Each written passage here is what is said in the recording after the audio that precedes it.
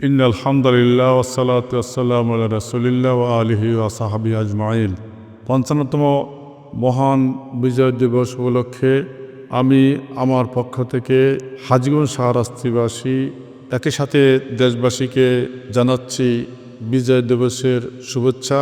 একই সাথে মহান মুক্তিযুদ্ধে দীর্ঘ ৯ মাস সংগ্রামে যে সকল মুক্তিযোদ্ধাগণ শাহাদাত বরণ করেছেন তাদের আত্মার মাগফিরাত কামনা করছি।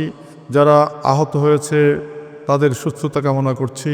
বাংলাদেশ জামাত ইসলামের সাথে সম্পৃক্ত হাজীগঞ্জ শাহরাস্তির সকল জনশক্তিকে মহান মুক্তিযুদ্ধে যারা শহীদ হয়েছে তাদের রুহের মাগফিরাত কামনা করার জন্য বিভিন্ন মসজিদে, বিভিন্ন প্রার্থনা কেন্দ্রে মহান আল্লাহর কাছে শহীদদের জন্য এবং দেশের স্বাধীনতা সমর্থ হেফাজতের জন্য সমৃদ্ধ বাংলাদেশ গড়ার জন্য আল্লাহর কাছে দোয়া করার জন্য আহ্বান জানাচ্ছি।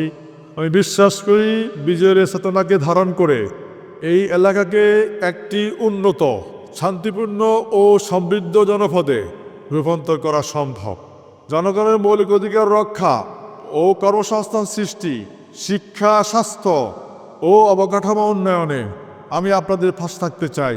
প্রিয় হাজীগঞ্জ শাহরাস্তিবাসী, এই বিজয় দিবসে আমার অঙ্গীকার, আমি আপনাদের কণ্ঠস্বর হয়ে কাজ করব, দুর্নীতির বিরুদ্ধে আপোষহীন থাকব এবং এলাকার উন্নয়নে সর্বোচ্চ ত্যাগ স্বীকার করব এবং চেষ্টা করব।